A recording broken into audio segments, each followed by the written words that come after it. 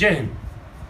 बच्चों, अब तक के वीडियो में हमने देखा प्रोकैरियोटिक कोशिकाएं, उनकी विशेषता, यूकैरियोटिक कोशिकाएं, उनकी विशेषता, प्रो एवं यूकैरियोटिक कोशिकाओं में अंतर, केंद्रक, जीव द्रव्य। परंतु इस वीडियो में हम चर्चा करेंगे केंद्रक में पाए जाने वाले विशेष प्रकार के न्यूक्लिक अम्ल के बारे में। बच्चों, जब इस अम्ल की खोज हुई, चूँकि इसकी खोज न्यूक्लियस से हुई, इसलिए इसे नाम दिया गया न्यूक्लिन। परंतु न्यूक्लिक अम्ल क्या हैं, कितने प्रकार के होते हैं, कहाँ पाए जाते हैं, इनका क्या कार्य है, क्या महत्व है, इसके बारे में हम चर्चा करेंगे इस वीडियो में। आप इस वीडियो को पॉज करके राइट डाउन कर सकते हैं, इनसे आप नोट्स बना सकते हैं और परीक्षा की तैयारी कर सकते हैं। तो आइए बात करें न्यूक्लिक अम्ल के बारे में। और जैसा कि आप जानते हैं, न्यूक्लिक अम्ल मुख्य रूप से दो प्रकार के होते हैं, डीऑक्सीरिबोज न्यूक्लिक अम्ल यानी डीएनए और रिबोज न्यूक्लिक अम्ल यानी आरएनए। आज हम इस वीडियो में चर्चा करेंगे डीएनए के बारे में, जिसे हम आनुवंशिक पदार्थ के रूप में भी जानते हैं। बच्चों, आप सबने अपनी पुस्तक में, नेट के थ्रू, मैगजीन में जहाँ कहीं भी डीएनए की संरचना देखी होगी, वो ऐसी संरचना देखी होगी। और इसके बारे में अगर आपने पढ़ा है तो यह भी जाना होगा कि डीएनए की संरचना द्विसूत्री होती है और सीढ़ीदार होती है, सीढ़ी के समान होती है इस प्रकार। परंतु यह संरचना सीढ़ी के समान ही होती है, यह तथ्य सामने प्रकाश में कैसे आया? वो कौन से महान वैज्ञानिक थे जिन्होंने अपने प्रयोगों द्वारा यह सिद्ध किया कि डीएनए की संरचना सीढ़ी के समान ही होती है?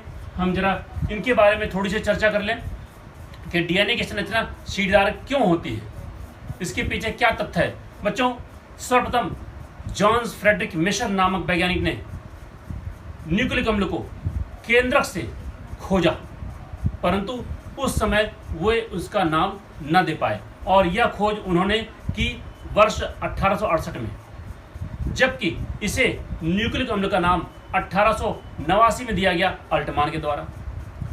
चूंकि न्यूक्लिक अम्ल की खोज न्यूक्लियस से हुई थी, इसलिए इसे अल्टमान साहब ने नाम दिया न्यूक्लिन का, जिसे आज हम न्यूक्लिक एसिड यानी डीऑक्सीरिबोन्यूक्लिक एसिड के नाम से जानते हैं।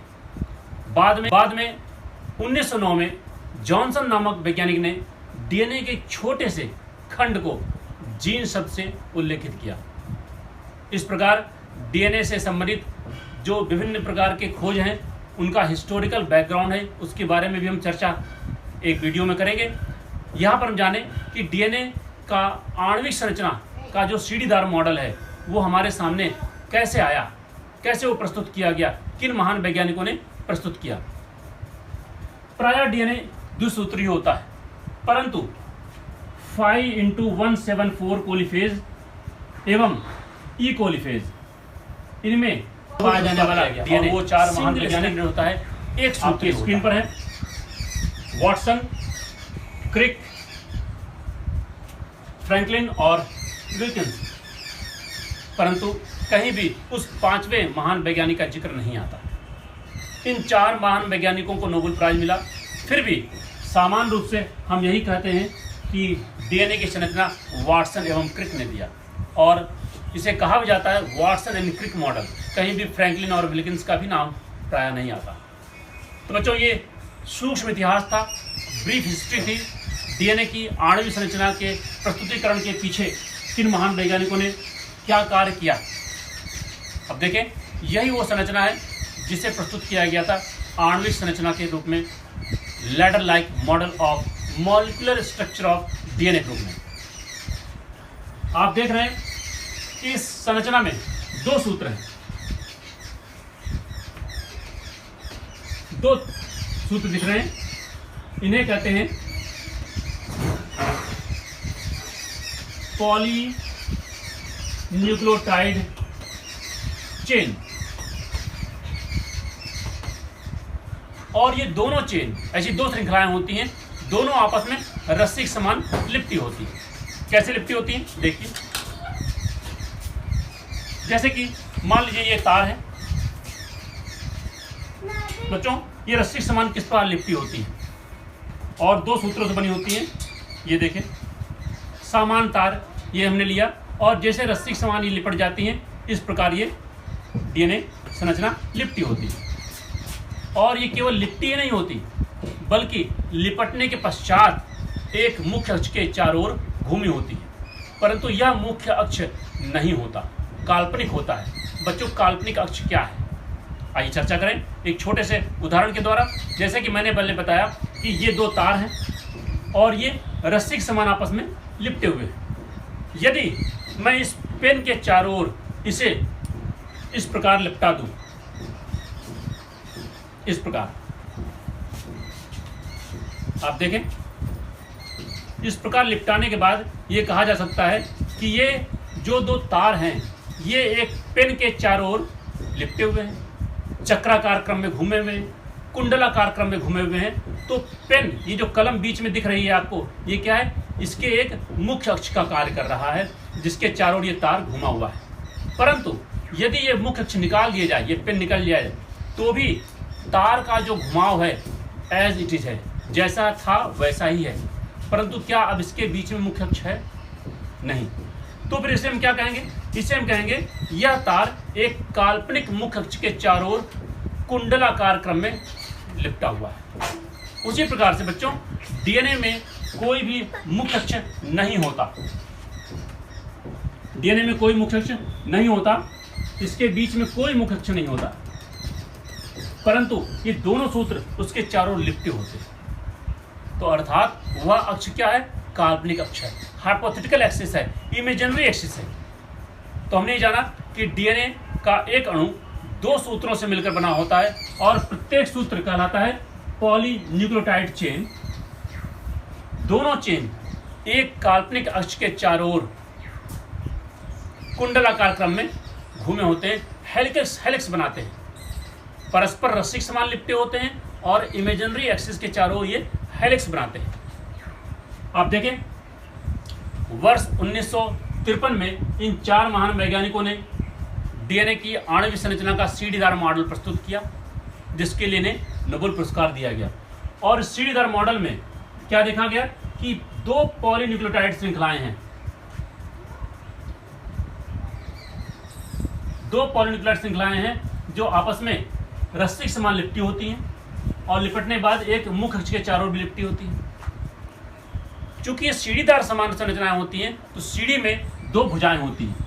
आप देख सकते हैं, दो भुजाएं लंबी होती हैं, इन्हें कहते हैं पार्श्व श्रृंखला या पार्श्व भुजा, लैटरल आर्म्स, और अनेकों भुजाएं बीच में पाई जाती हैं। तो वाटसन, क्रिक, फ्रैंकलिन, विल्किंस, इन चार वैज्ञानिकों ने बताया कि डीएनए की संरचना सीढ़ी के समान होती है, परंतु इसमें पार्श्व की साइड की दो लंबी भुजाएं किससे बनी होती हैं? शर्करा और फॉस्फेट समूह। बच्चों, अभी इस वीडियो में आगे की स्लाइड में हम लोग चर्चा करेंगे कैसे बनी होती है। इस भुजा में अनेकों सुगर लगे होते, सुगर के अणु लगे होते हैं और प्रत्येक दो सुगर के अणु के बीच में एक फॉस्फेट समूह पाया जाता है। तो हम ये देख रहे हैं कि ये प्रत्येक श्रृंखला जो है वो सुगर फास्फेट से मिलकर बनी है, जबकि बीच की जो डंडियां हैं, ये बॉन्ड आपको दिख रहे हैं, ये हाइड्रोजन बंध कहलाते हैं। इसके बारे में विस्तार पूर्वक हम लोग अभी चर्चा करेंगे। तो डीएनए की संरचना में सीढ़ीदार मॉडल में दो साइड की जो लंबी भुजाएं होती हैं वो सुगर और फास्फेट से मिलकर बनी होती हैं, बीच की जो डंडियां होती हैं, भुजाएं होती हैं, वो हाइड्रोजन बंध से बनी होती हैं। आइए इसकी विस्तार पूर्वक चर्चा करें। देखिए, डीएनए की संरचना में तीन अंग भाग लेते हैं। पहला तो होता है 5 कार्बन वाला शुगर, दूसरा होता है नाइट्रोजन बेस या नाइट्रोजनी समाचार, और तीसरा होता है फॉस्फेट समूह।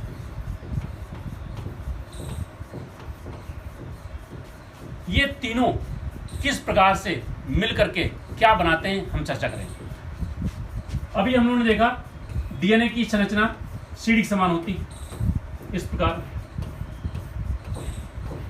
और ये जो साइड की भुजाएं हैं इसे कहा गया पॉलीन्यूक्लियोटाइड श्रृंखला। पॉलीन्यूक्लियोटाइड श्रृंखला क्यों कहा गया? क्योंकि प्रत्येक भुजा अनेकों छोटे छोटे खंडों से मिलकर बनी होती है और प्रत्येक खंड कहलाता है न्यूक्लियोटाइड। और जब ऐसे कई खंड मिल जाएंगे तो बन जाएगा पॉलीन्यूक्लियोटाइड। तो हम लोग चर्चा करेंगे कि प्रत्येक न्यूक्लियोटाइड किससे मिलकर बना होता है। देखिए, डीएनए कई न्यूक्लियोटाइड से मिलकर बनी श्रृंखला होती है। ये पाई कहाँ कहाँ जाती है? डीएनए प्रोकैरियोटिक एवं यूकैरियोटिक कोशिकाओं में दोनों में पाई जाती है। ये विषाणु में भी पाई जाती है, परंतु विषाणु यानी वायरस दो प्रकार के होते हैं, डीएनए वायरस और आरएनए वायरस। तो डीएनए वायरस में तो डीएनए पाया जाएगा, परंतु आरएनए वायरस में डीएनए नहीं पाया जाएगा। तो डीएनए के प्राप्ति स्थान क्या क्या हो गया? डीएनए प्रो एवं यूकैरियोटिक कोशिकाओं तथा डीएनए वायरस में पाई जाती है। प्रोकैरियोटिक कोशिकाओं में चूंकि केंद्रक कला नहीं पाई जाती, तो अगर प्रोकैरियोटिक कोशिका यह है तो इसमें पाया जाने वाला जो डीएनए होता है वो कुंडलित अथवा लूप के समान होता है। कुंडलित अथवा लूप के समान होता है और कोशिका द्रव्य में समान रूप से ये पड़ा रहता है, फ्रीली सस्पेंडेड इन साइटोप्लाज्म। परंतु यदि ये यूकैरियोटिक कोशिका है तो यूकैरियोटिक कोशिका में डीएनए कहाँ कहाँ पाया जाएगा? आइए चर्चा करें। यूकैरियोटिक कोशिका में डीएनए पाया जाता है केंद्रक में, ये देख रहे हैं, क्रोमेटिन गुणसूत्र का धागा। और कहाँ पाया जाता है? केंद्रिका में, न्यूक्लियस में, न्यूक्लियोलस में और गुणसूत्र में। आप देख रहे हैं ये गुणसूत्र है, और गुणसूत्र जिनसे मिलकर बना है वो क्या है? वो डीएनए। बच्चों ये हरित लवक है, क्लोरोप्लास्ट। क्लोरोप्लास्ट में भरा हुआ तरल गाढ़ा पदार्थ कहलाता है स्ट्रोमा, और इस स्ट्रोमा में भी डीएनए पाया जाता है। आप अपने स्क्रीन पर देख सकते हैं, ये डीएनए लिखा हुआ है, ये डीएनए। तो क्लोरोप्लास्ट के स्ट्रोमा में पाया जाने वाला डीएनए। और यह माइटोकॉन्ड्रिया। माइटोकॉन्ड्रिया में भरा हुआ तरल पदार्थ कहलाता है मैट्रिक्स।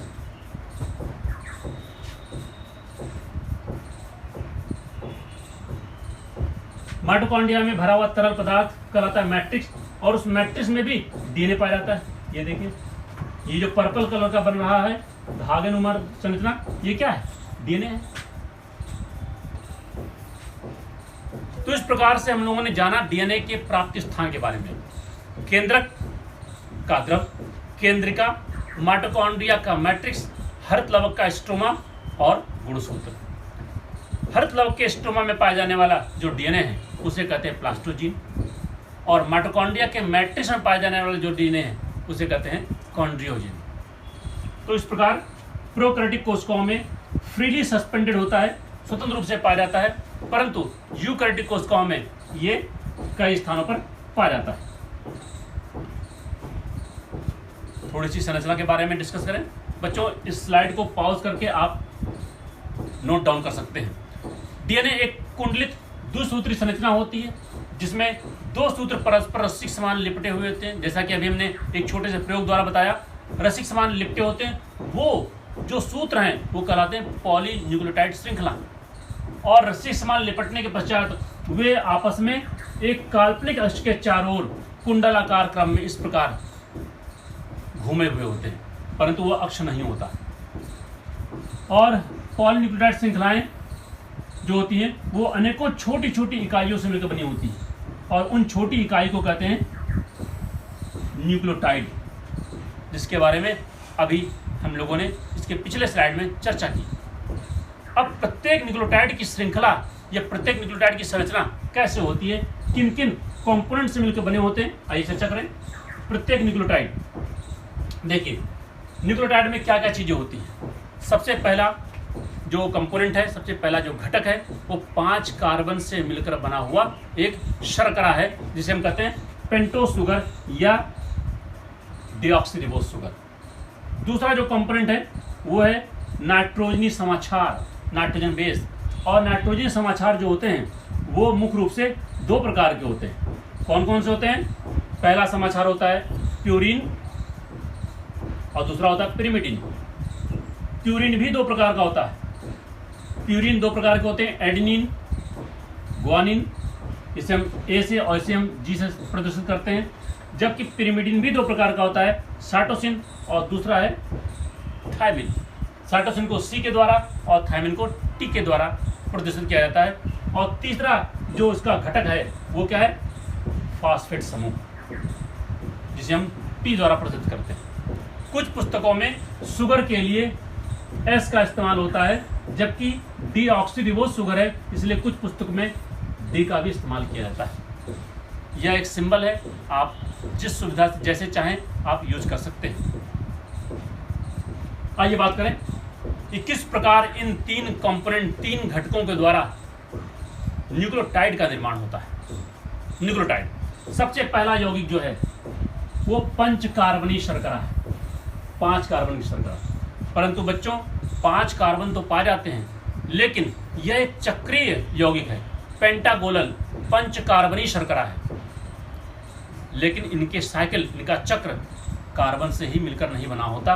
देखें, यह एक शर्करा का अणु है, आप देख सकते हैं इसमें 1 कार्बन, 2 कार्बन, सबके नंबर लिखे हुए हैं, 3 कार्बन, 4 कार्बन और 5वां कार्बन ये है। अर्थात इस पंचकोणीय संरचना में भाग लेने वाले 4 कार्बन तथा 1 ऑक्सीजन होते हैं। बच्चों कार्बन की संख्या को अवश्य याद रखें, ये C1, C2, C3 और C4 और ये C5 है, क्योंकि आगे की स्लाइड में हम लोग देखेंगे कि C1 से नाइट्रोजन बेस जुड़ता है और C5 से फास्फेट समूह जुड़ता है। देखें, डीऑक्सीरिबोज शर्करा यह 5 कार्बन से मिलकर बनी हुई एक पंचकोणीय अणु है, परंतु इसका चक्र जो होता है वो केवल 4 कार्बन से मिलकर बना होता है, C1, C2, C3 और C4। और साथ में क्या होते हैं, एक ऑक्सीजन का भी अणु पाया जाता है। आप देख सकते हैं ये ऑक्सीजन है, और C1, C2, C3 और C4 ये वाला कार्बन इस चक्र के निर्माण में भाग नहीं ले रहा है। और क्या है, इसके C1 पर सदैव नाइट्रोजन बेस जुड़े होते हैं। अभी मैंने पहले बताया इसके C1 पर सदैव नाइट्रोजन बेस जुड़े होते हैं, जबकि C5 पर फास्फेट समूह जुड़ता है। अर्थात यहाँ पर फास्फेट समूह जुड़ेगा और यहाँ पर नाइट्रोजन बेस जुड़ेंगे। अब नाइट्रोजन बेस 4 प्रकार के हम लोगों ने देखा, एडेनिन, गुआनिन, साइटोसिन और थायमिन। परंतु इन 4 प्रकार में से कोई एक प्रकार का नाइट्रोजन बेस ही C1 पर जुड़ेगा। भिन्न भिन्न प्रकार के नाइट्रोजन बेस जुड़ करके भिन्न भिन्न प्रकार के न्यूक्लियोटाइड बनाते हैं। तो यह पंच कार्बनिक शर्करा की बात हो गई, डीऑक्सीरिबोज शुगर के बारे में बात हो गई। आइए बात करें नाइट्रोजन समाचार के बारे में, नाइट्रोजन बेस के बारे में। डीएनए में कुल 4 प्रकार के नाइट्रोजन बेस, नाइट्रोजन समाचार पाए जाते हैं, जिन्हें 2 वर्गों में विभाजित किया गया है, प्यूरिन और पिरिमिडिन। प्यूरिन 2 प्रकार के होते हैं, एडेनिन और गुआनिन। पिरिमिडिन भी 2 प्रकार के होते हैं, साइटोसिन और थायमिन। परंतु यहाँ हम एक एक करके चर्चा करेंगे, किस की संरचना कैसी होती है, उसके number of carbon, number of nitrogen कहाँ जुड़ते हैं, कैसे जुड़ते हैं, इन सब के बारे में चर्चा करेंगे। डीएनए में पाए जाने वाले नाइट्रोजन समाचार मुख्य रूप से 2 प्रकार के होते हैं। वो 2 प्रकार क्या है, प्यूरिन और पिरिमिडिन। बच्चों प्यूरिन का जो यौगिक है वो द्विचक्रीय होता है, और इसका जो एक चक्र है वो षटकोणीय होता है और दूसरा चक्र पंचकोणीय होता है, यानी ये बाइसाइक्लिक है, द्विचक्रीय। जबकि पिरिमिडिन का जो चक्र होता है वो एक ही चक्र से बना होता है और वो षटकोणीय होता है, मोनोसाइक्लिक है। आइए इसका विस्तार पूर्वक चर्चा करें। प्यूरिन, इसकी संरचना में 2 चक्र होते हैं, एक षटकोणीय और दूसरा पंचकोणीय। और हम लोग पहले ही जान चुके हैं कि नाइट्रोजन समाचार पंचकार्बनिक शर्करा पेंटोस शुगर के C1 पर जुड़ता है। अब C1 पे कौन जुड़ेगा, तत्व को प्यूरिन बेस का ये है 9 शुगर के C1 पर जुड़ता है।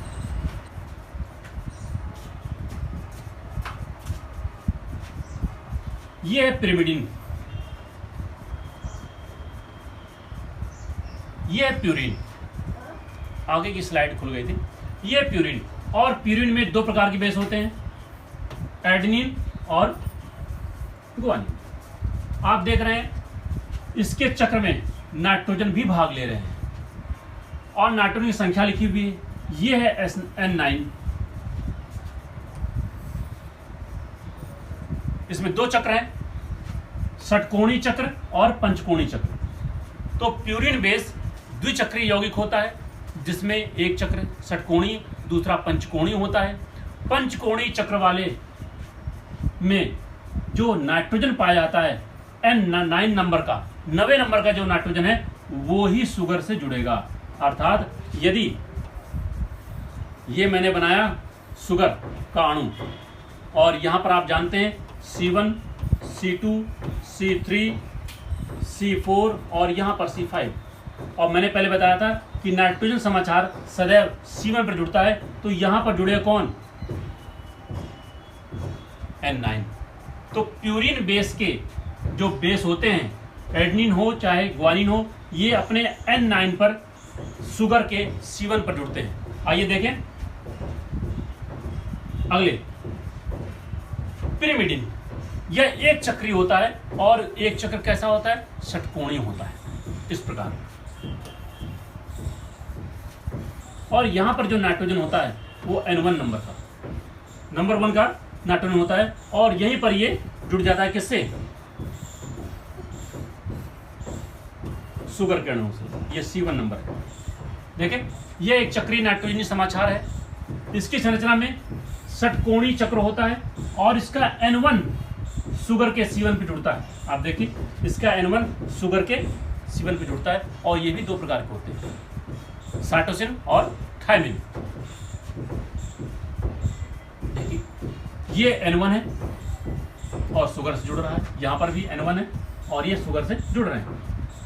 बच्चों आप देखें पिरिमिडिन में दो बेस हैं, थायमिन और साइटोसिन। थायमिन भी एक षटकोणीय चक्र से बना है और साइटोसिन भी एक षटकोणीय चक्र से बना है, यानी ये एक चक्रीय यौगिक होते हैं। तो हम लोगों ने जाना 5 कार्बन की शर्करा, नाइट्रोजन बेस। अब तीसरा महत्वपूर्ण कंपोनेंट जो घटक है वह क्या है? वह है ये एक साथ चारों नाइट्रोजन बेस की संरचना है। तीसरा महत्वपूर्ण घटक है फास्फेट समूह। ये कहाँ जुड़ता है? यदि ये शुगर का अणु है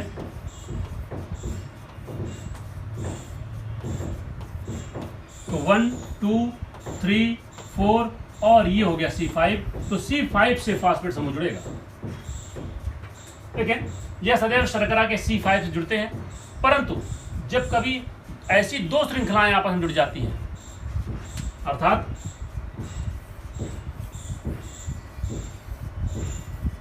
यहां पर फास्फेट समूह जुड़ा हुआ है और यहां पर कोई बेस समूह जुड़ा हुआ है, नाइट्रोजन बेस। यदि एक ऐसा अणु और हो जाए,